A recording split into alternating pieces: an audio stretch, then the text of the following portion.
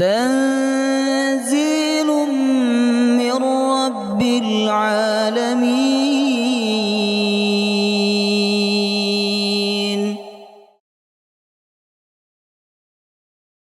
يا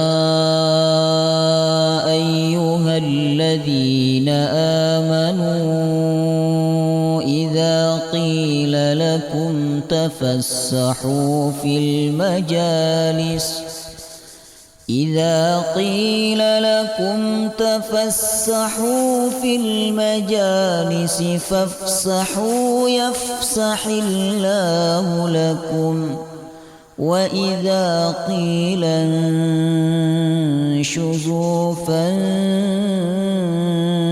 فانشزوا يرفع الله الذين آمنوا منكم والذين أوتوا العلم درجات، والله بما تعملون خبير.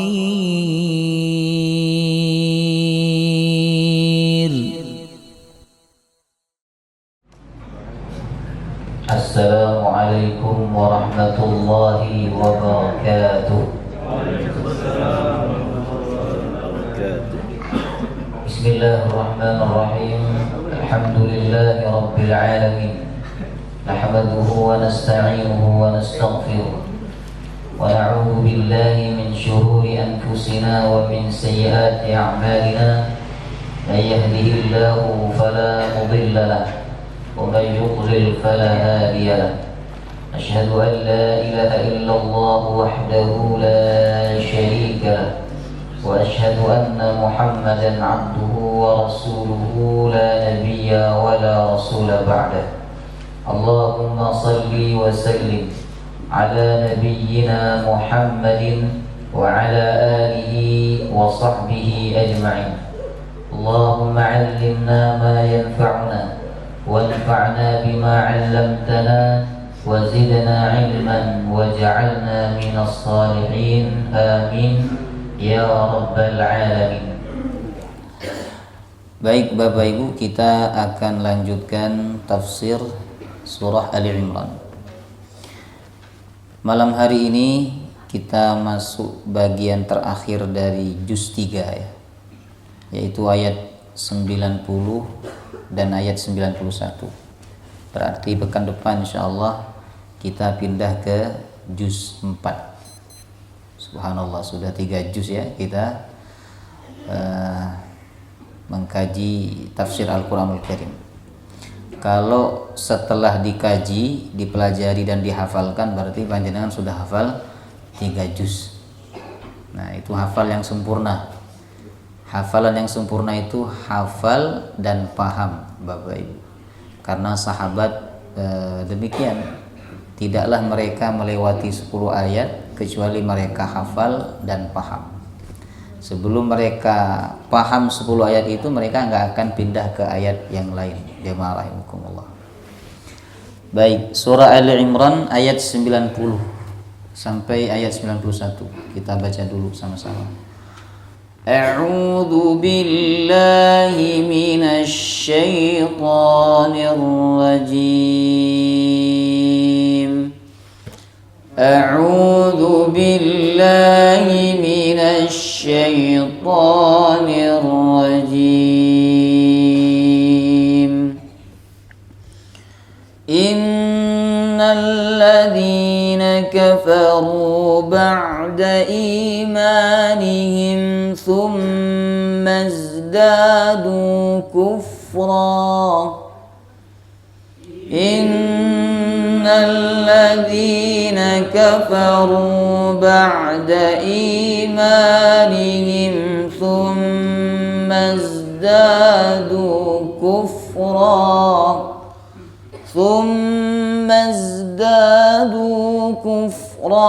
lan tuqbala tawbatuhum wa ulaika humud dhallun.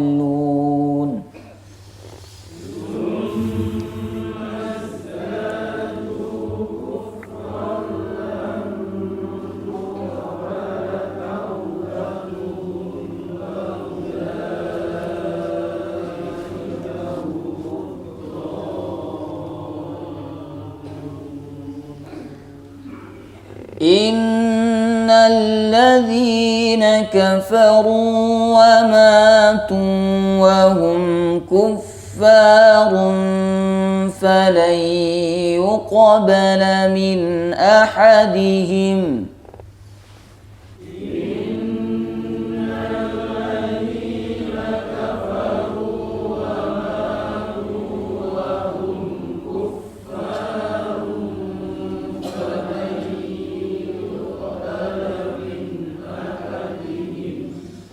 فلن يقبل من أحدهم ملء الأرض ذهبا ولو افتدى به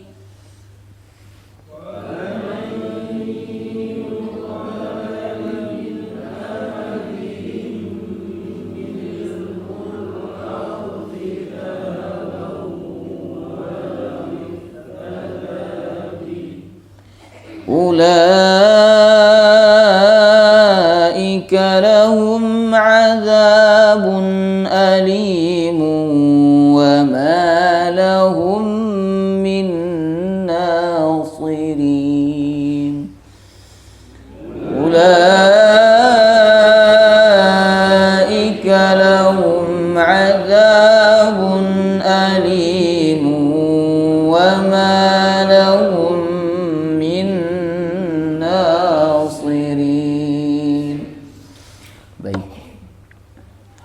Innalladzina kafaru, sesungguhnya orang-orang kafir, ba'da imanihim, setelah mereka beriman. Jadi awalnya beriman, awalnya Islam, lalu kemudian kafir. Tsumma zdadu kufra, kemudian semakin bertambah kufran, kekafirannya. Jadi kekafirannya lebih dahsyat lagi ya dibandingkan sebelumnya Bapak Ibu.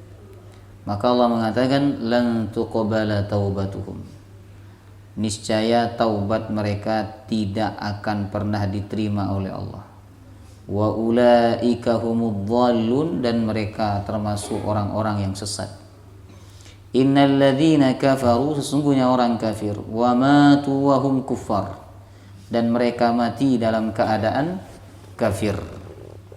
Falan yuqbala min ahadihim, maka tidak diterima dari mereka mil'ul ardi, seluas bumi, zahaban, emas, walau iftadabi, dan seandainya mereka menebus azab Allah dengan emas yang seluas bumi itu, tidak akan diterima oleh Allah. Ulaika lahum adzabun alim, bagi mereka azab yang pedih. Wa ma lahum min nasirin, dan tidak ada bagi mereka min nasirin, penolong. Baik Bapak Ibu, ini mirip awal ayatnya ya. Sama-sama innalladzina kafaru. Ini yang biasanya membuat penghafal Quran tertukar ya. Ketika murajaah atau ketika menghafal. Yang harusnya ayat 90 dulu yang dibaca, tapi justru yang dibaca ya ayat 91. Jemaah rahimakumullah. Karena awalnya sama itu. Innalladzina kafaru, yang satunya innalladzina kafaru. Ya. Dulu waktu saya menghafal Quran Bapak Ibu, saya buat buku kecil ya. Catatan hafalan ayat-ayat yang mirip. Termasuk ayat ini saya masukkan dalam catatan. Dan sebelum tidur saya angan-angan supaya ketika murajaah tidak terulang lagi kesalahan. Karena saya memperhatikan saya sendiri ketika murajaah yang salah ya itu aja. Jemaah rahimakumullah ya. Tidak pindah ke yang lain Bapak Ibu. Nah, akhirnya saya buat inisiatif untuk memetakan ayat-ayat yang sering salah ketika saya murajaah dan ayat-ayat yang memiliki kemiripan. Itu kalau serius menghafal Al-Qur'an. Tapi kalau setengah-setengah niat menghafal Qur'annya ya tidak begitu Bapak Ibu. Ya pokoknya hafalan. Ya setelah hafal tidak diulang. Jemaah rahimakumullah. Baik. Innalladzina kafaru, apa hubungan dengan ayat sebelumnya? Nah, di ayat sebelumnya Allah mengatakan ayat 86 yang kita pelajari pekan kemarin ya. bahwa kemungkinan orang yang murtad untuk mendapatkan hidayah kembali kepada Islam itu cukup jauh Bapak Ibu. Karena dalam ayat ini Allah menggunakan kata kaifa. Jemaah rahimakumullah, ya. Kenapa orang yang murtad itu untuk kembali ke Islam kemungkinannya cukup jauh jemaah rahimakumullah? Karena Allah telah memberikan nikmat kepada mereka berada di atas kebenaran tapi mereka sia-siakan. Nah, jemaah rahimakumullah, ya. Tetapi apabila mereka kembali ke Islam, bertaubat kepada Allah, maka Allah akan menerima taubat mereka sebagaimana di ayat 89. Illal ladzina tabu min ba'di dzalika wa aslahu fa innallaha ghafurur rahim.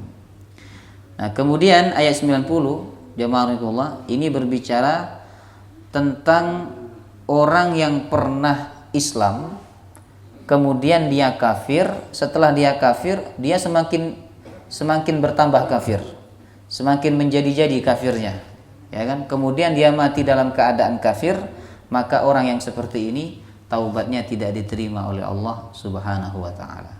Bapak Ibu, ya. Allah mengatakan innal ladzina kafaru, sesungguhnya orang-orang kafir ba'da imanihim, setelah mereka beriman. Tsummazdadu, kemudian bertambah kufron, kekafiran mereka.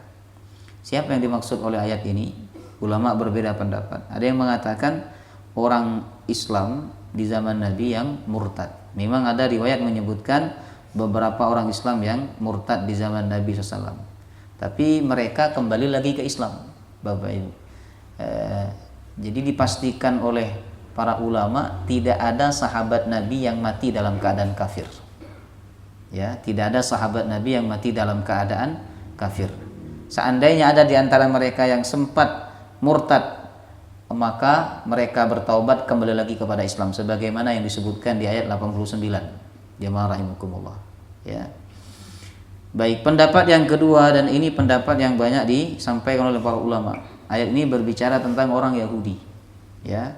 Karena memang tema besar surah Ali Imran ini kan berbicara ahlul kitab.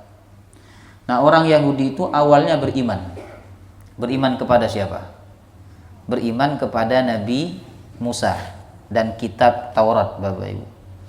Lalu jemaah rahimakumullah, 13 abad kemudian, berarti Nabi Isa alaihissalam, ketika Nabi Isa hadir beserta kitab sucinya yaitu Injil, mereka mengingkari Nabi Isa dan mengingkari kitab Injil. Inilah yang disebut dengan kekafiran mereka. Jadi awalnya beriman kepada Nabi Isa, setelah itu kafir kepada Nabi. Awalnya beriman kepada Nabi Musa, setelah itu kafir kepada Nabi Isa. Nah, kemudian kekafiran mereka bertambah lagi. Kapan? Ketika Nabi Muhammad diutus oleh Allah. Mereka mengingkari Nabi Muhammad dan mereka juga mengingkari Al-Quran. Jadi kafirnya orang Yahudi, Bapak Ibu, berlipat-lipat. Mereka kafir kepada Nabi Isa dan kitab sucinya, kemudian bertambah lagi kafir mereka kepada Nabi Muhammad dan kitab sucinya. Jemaah Allah. Makanya Allah mengatakan tsummazdadu kufran, kemudian bertambah kekafiran mereka. Ada juga ulama yang mengatakan bahwa ayat ini jemaah Allah berbicara tentang orang yang murtad. Lalu setelah dia murtad bertambah kekafirannya, bertambah keingkarannya dengan cara dia menahan orang-orang yang mau masuk Islam, ya, untuk masuk ke dalam agama Islam. Jadi dia datangin orang-orang yang mau masuk Islam itu, kamu jangan masuk Islam deh, nanti kamu menyesal seperti saya. Jadi dia, makanya dalam Islam Bapak Ibu, orang yang murtad itu kan halal darahnya, karena dia akan membawa dampak buruk kepada orang yang belum masuk Islam. Jemaah rahimakumullah, dia akan mempengaruhi orang percaya. Kenapa? Karena dia pernah masuk Islam, Bapak Ibu, ya. Dia memfitnah Islam, dia menjelek-jelekkan Islam. Jemaah rahimakumullah, dia mengatakan kepada orang-orang, lebih baik kamu jangan masuk Islam, karena saya udah lama menjadi Muslim, tapi saya kecewa menjadi Muslim selama berpuluh tahun misalnya kan. Ya, dia memfitnah Islam. Akhirnya orang tidak masuk Islam, dan banyak orang yang ingin masuk Islam menjadi tidak mau masuk Islam gara-gara dia. sehingga kekafiran dia bertambah. Dia tidak hanya menanggung kekafiran dia sendiri, tapi dia juga menanggung atau mendapatkan dosa dari kekafiran orang lain. Nah, itu yang dimaksud dengan tsummazdadu kufran, Bapak Ibu. Kalau makna secara umum ya, tsummazdadu kufran ini kemudian kekafirannya bertambah. Sebenarnya setiap orang kafir semakin tua, ya kan, maka otomatis kekafirannya semakin bertambah, Bapak Ibu. Karena bertambahnya umur berarti kan dosa kafirnya semakin bertambah. Seperti orang tidak sholat. Ada orang tidak sholat, usia 40 nggak sholat dia. Maka usia 41 dia belum sholat, usia 42 belum sholat, sampai usia 50 dia tidak sholat, jemaah rahimakumullah. Berarti semakin bertambahnya umur, maka semakin bertambah dosa dia, karena dia tidak sholat tadi, jemaah rahimakumullah. Ya. Nah, sebaliknya orang beriman itu semakin bertambahnya umur, maka semakin bertambah keimanannya. Betul atau tidak? Orang kalau tambah umur, Bapak Ibu, rumusnya itu ya, ada yang melenceng dari rumus ya. Tapi rumus aslinya, orang yang bertambah umur maka bertambah pula keimanannya. Sehingga semakin tua, imannya semakin stabil, ya. Jiwanya semakin tenang. Jemaah rahimakumullah, ya. Ibadahnya semakin khusyuk, Bapak Ibu. Coba lihat orang-orang tua itu, ya kan, mereka mudah menangis, mudah sholat malam, mudah baca Quran dan sebagainya. Karena apa? Yaitu karena imannya semakin tahun semakin bertambah. Nah, dalam Islam orang tua ini sangat dimuliakan, sehingga Nabi mengatakan khairun nas man tala umruhu wa hasuna amaluhu. Sebaik-baik manusia itu yang panjang umurnya, bagus amalnya, Bapak Ibu. Ya, panjang umurnya, bagus amalnya.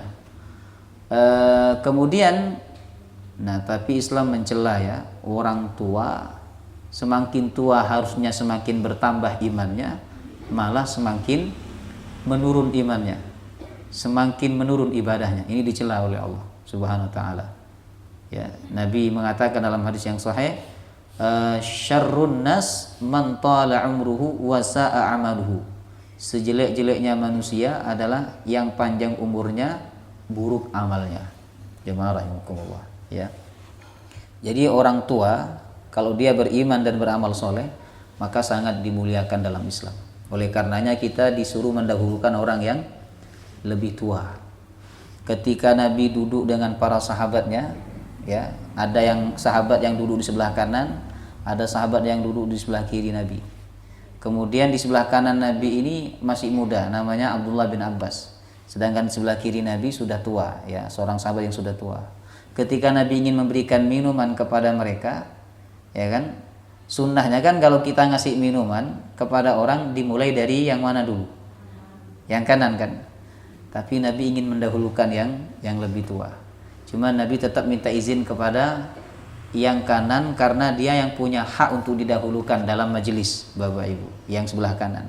Nabi berkata kepada Abdullah bin Abbas, wahai Ibnu Abbas, saya minta izin untuk mendahulukan yang kiri karena yang kiri lebih tua. Tapi Abdullah bin Abbas ini tidak mau ngambil sisa. Maka Abdullah bin Abbas mengatakan, ya Rasulullah, aku tidak rela jika aku mendapatkan sisa dari orang lain. Jemaah rahimakumullah. Maka aku ingin pertama yang mendapatkan minuman dari engkau. Subhanallah, Bapak Ibu. Ini dalil ya bahwa Nabi mengajarkan kita untuk mendahulukan yang lebih tua, yang lebih sepuh. Kecuali dalam 3 hal ya. Kita jangan mendahulukan yang lebih tua.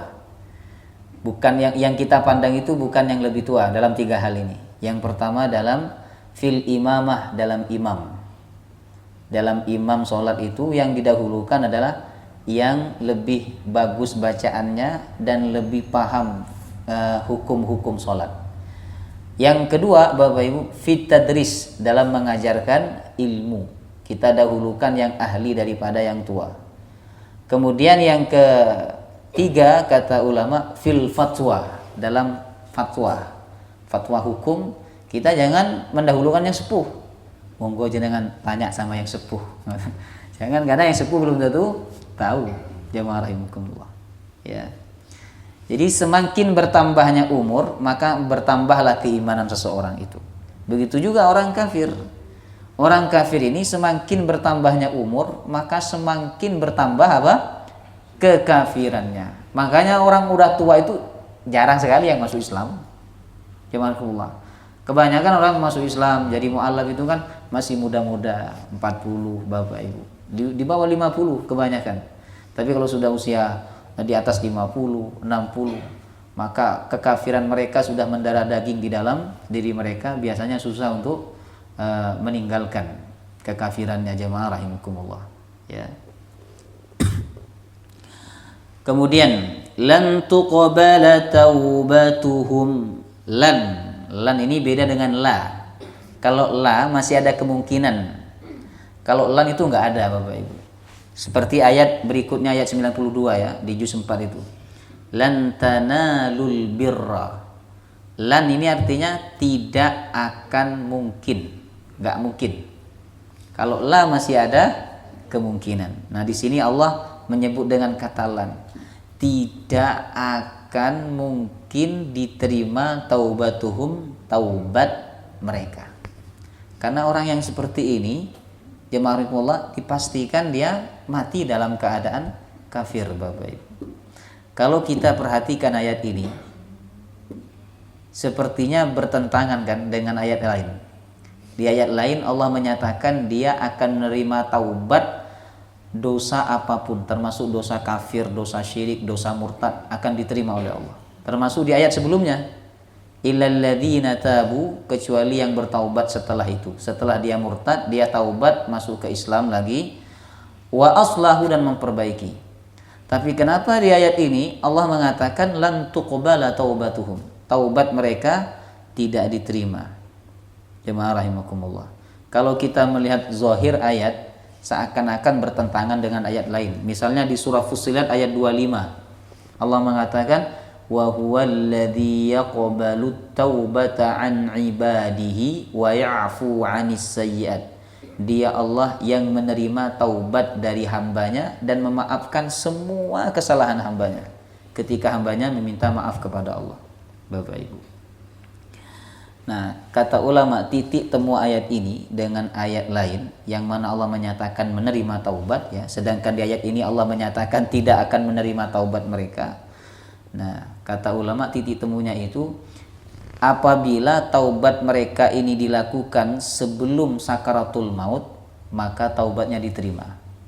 Adapun yang dimaksud oleh ayat ini adalah taubat yang dilakukan setelah kematian datang kepada mereka. Maka taubat yang seperti ini lan tuqbala taubatuhum, tidak akan diterima oleh Allah. Seperti taubatnya Fir'aun, Bapak Ibu. Ya. Ketika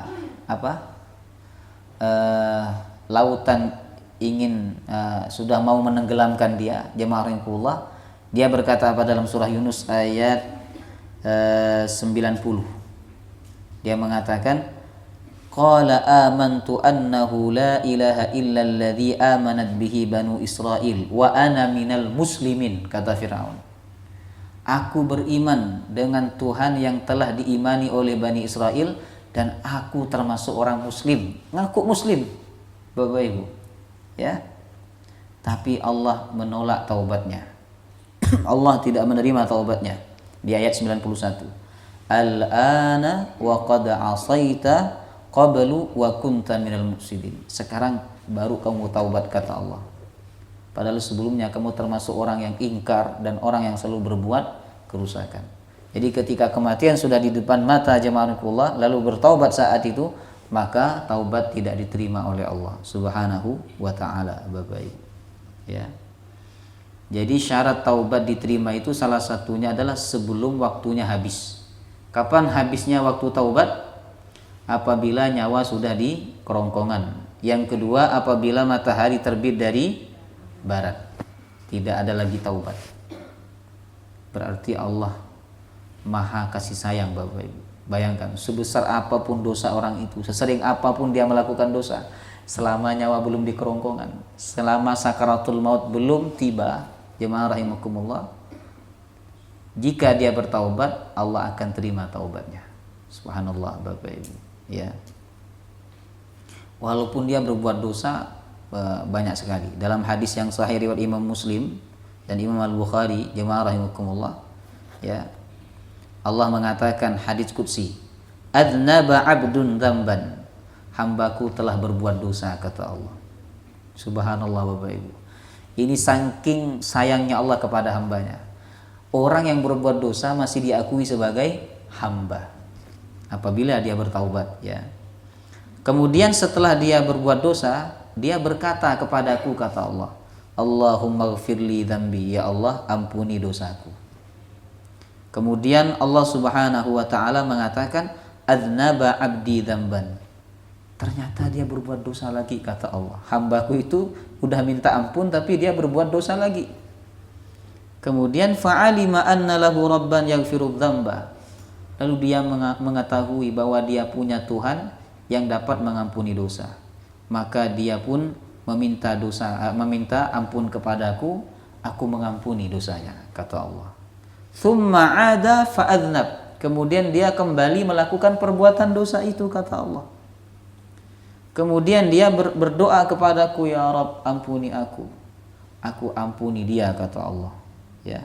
Kemudian dia kembali melakukan dosa itu, dia minta ampun lagi kepadaku, aku ampuni dia. Nah, kemudian dia melakukan dosa lagi, kata Allah, dia minta ampun kepadaku, aku ampuni dia. Subhanallah, jamaah rahimakumullah, ya. Nah, ini menunjukkan bahwa Allah itu maha sayang kepada hambanya. Berulang kali hambanya melakukan dosa, berulang kali pula dia minta maaf, dan Allah berulang kali pula memberikan maaf, Bapak Ibu, ya. Selama taubat yang dia lakukan itu masanya masih ada.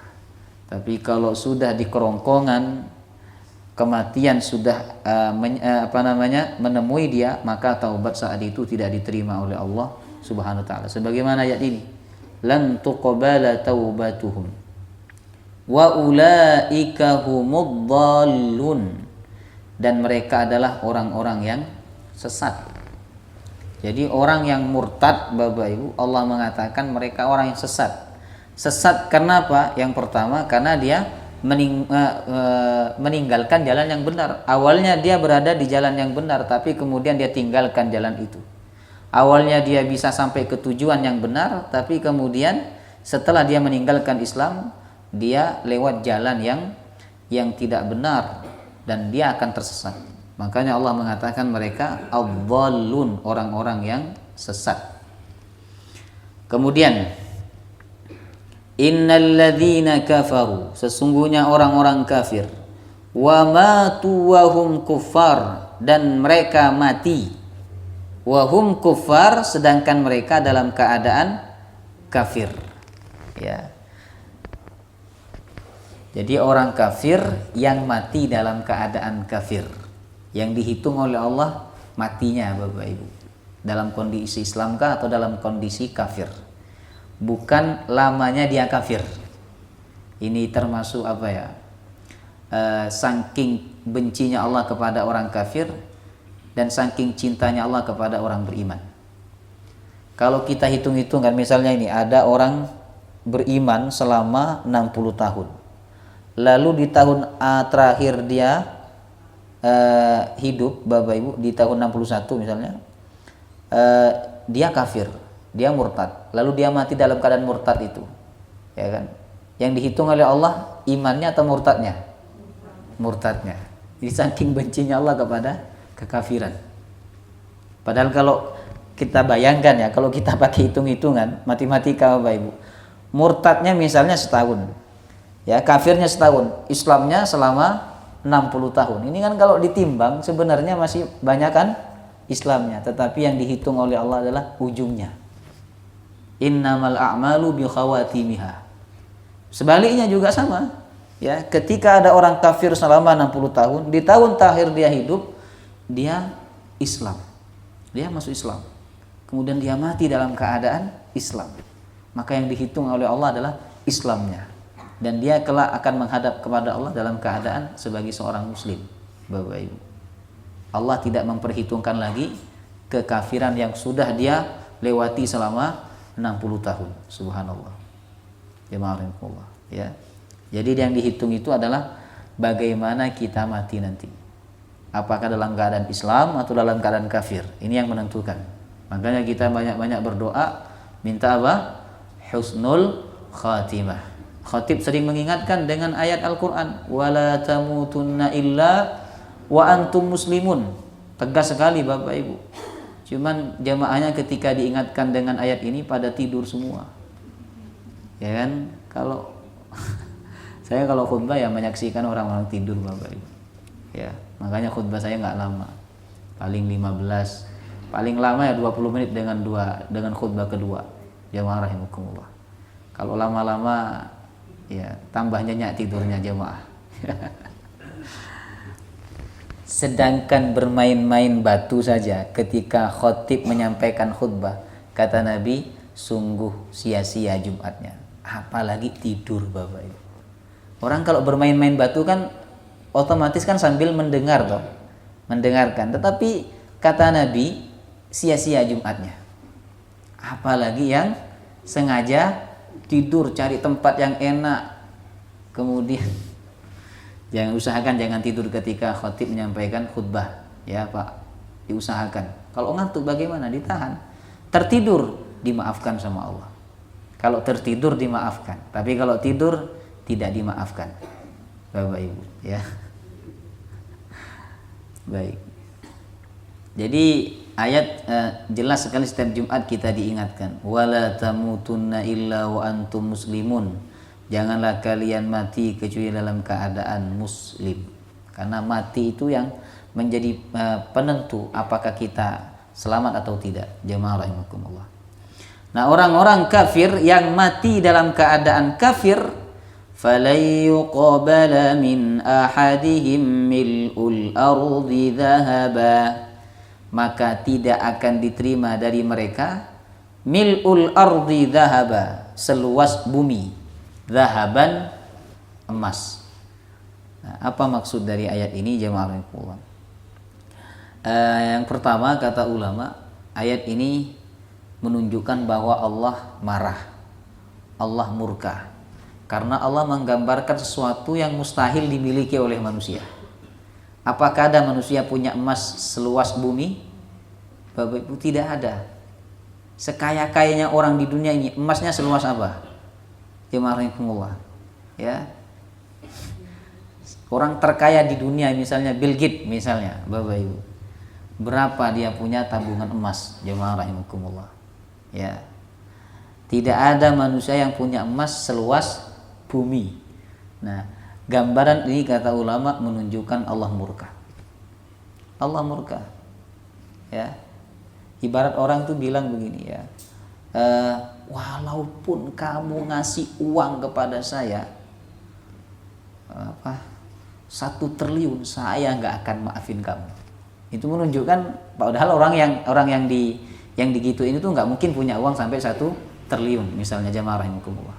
Tapi ini menunjukkan kalimat bahwa yang bersangkutan marah, ya.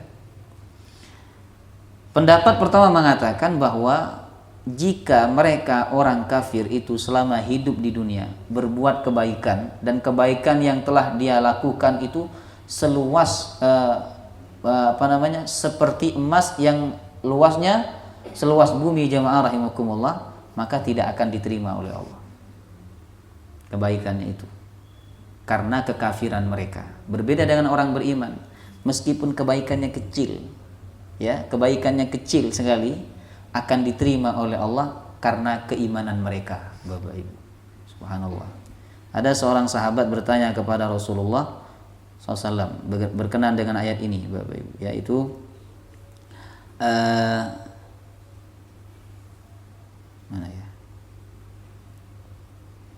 Nah, ini disebutkan tentang Abdullah ibnu Jad'an. Semasa hidupnya suka menjamu tamu, tapi dia orang kafir, ya. Semasa hidupnya suka menjamu tamu. Kan ada orang non muslim begitu, Pak. Suka menjamu tamu, suka bersedekah, suka ngasih santunan, ngasih donasi dan sebagainya. Jemaah rahimakumullah, ya, suka menolong orang. Kemudian sahabat bertanya ke Rasulullah, "Ya Rasulullah, apakah kebaikan yang dia lakukan selama hidupnya itu bermanfaat untuk dia nanti setelah dia meninggal dunia. Kata Rasulullah, la, tidak. Innahu lam yakul yauman minad dahri rabbighfirli khati'ati yaumaddin. Karena selama dia hidup dia tidak pernah berkata ya Allah ampuni aku. Artinya dia tidak pernah bertaubat kepada Allah. Dia enggak pernah menyatakan bahwa dia Islam. Jadi sebanyak apapun kebaikan orang kafir tidak akan diterima oleh Allah. Jemaah rahimakumullah, ya. Kemudian wala wiftadabih, dan seandainya mereka menebus azab Allah dengan emas seluas bumi juga nggak akan diterima oleh Allah. Jadi seandainya mereka punya emas yang banyak, bahkan banyaknya seluas bumi Bapak Ibu, kemudian emas itu dijadikan tebusan agar mereka selamat dari hukuman Allah di akhirat, kata Allah fala yuqbal, nggak akan diterima. Jamaah rahimakumullah, ya. Ada riwayat yang bagus ini ya, riwayat Imam Ahmad. Ketika penghuni neraka didatangkan oleh Allah, Allah berkata, Allah berkata kepadanya, ya bani Adam, wahai manusia, kaifa wajadta manzilak, ya, apa yang kamu dapatkan di akhirat ini? Kemudian dia menjawab, ya Rabb syarru manzilin, ya Rabb sejelek-jeleknya tempat, yaitu neraka. Kemudian Allah berkata kepadanya, taftadi minni bitila'il ardi dhahaban, kalau kamu punya emas seluas bumi, apakah engkau akan menebus azab ini sehingga kamu selamat dari neraka, selamat dari azab? Kemudian orang itu menjawab, na'am ya Rabb, betul wahai Tuhanku. Kemudian Allah Subhanahu wa taala mengatakan, kadzabta, kamu berdusta. Kamu berdusta. Qad sa'altuka aqalla min dzalika wa aisar falam taf'al. Aku sudah meminta kepadamu waktu hidup di dunia yang lebih kecil daripada ini. Yang lebih kecil, yang lebih ringan dari emas seluas bumi.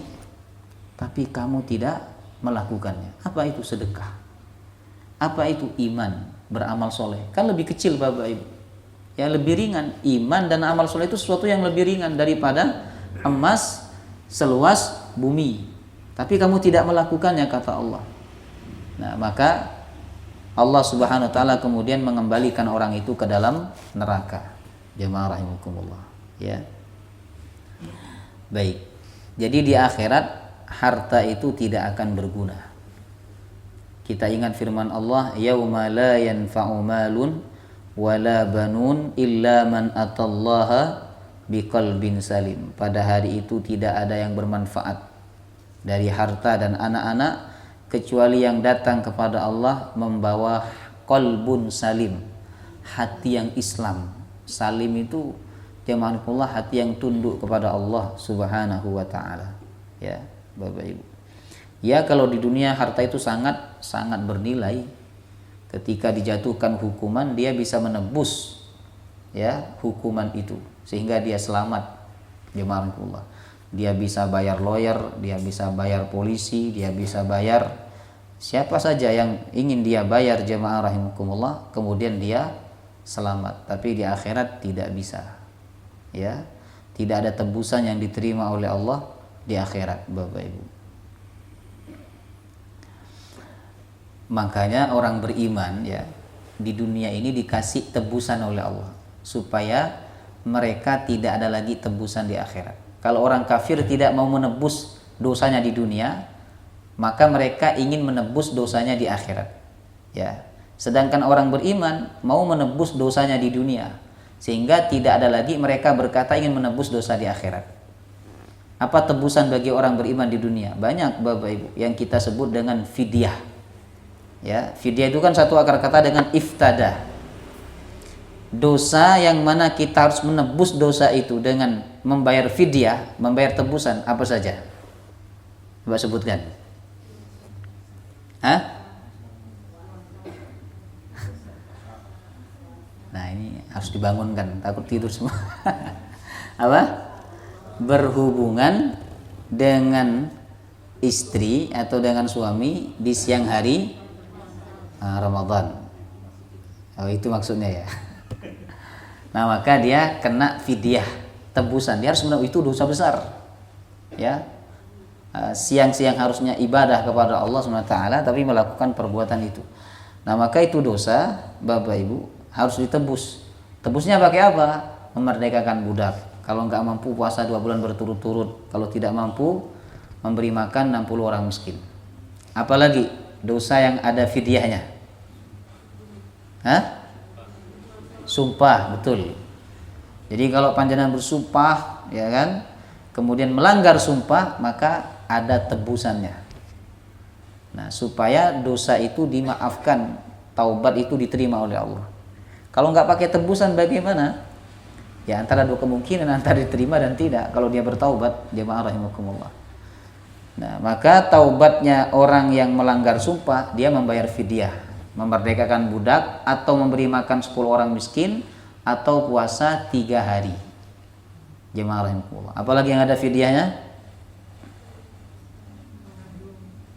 Apa? Ibu-ibu yang menyusui sehingga dia meninggalkan puasa karena menyusui. Ya, sebagian ulama ya betul bayar fidyah. Ya, tapi sebagian lain tidak boleh bayar fidyah, harus diganti puasa. Baik, jangan ikut yang bayar fidyah nggih. Yang keempat, yang ada fidyahnya lagi apa? Oh ya, ini masih berkaitan dengan puasa ya. Baik, yang lain, dosa yang lain. Apa? Zihar, ya. Zihar itu menyamakan istri dengan ibu suami. Secara fisik, bukan sifat, bukan juga pakaian, fisiknya. Wajahmu seperti wajah ibuku, itu zihar. Seorang suami tidak boleh menyentuh istrinya kecuali dia sudah membayar fidyah. Fidyahnya sama tadi dengan yang berhubungan di siang hari Ramadan. Jemaah rahimakumullah. Apalagi yang ada fidyahnya? Melanggar larangan, ya, larangan ihram, Bapak Ibu, ya, melanggar larangan ihram, kena fidyah. Jemaah rahimakumullah. Jadi Allah menetapkan tebusan bagi orang beriman di dunia supaya mereka tidak ingin menebus nanti di akhirat, Bapak Ibu, karena di akhirat tidak ada lagi tebusan. Orang yang berzina, apa tebusannya?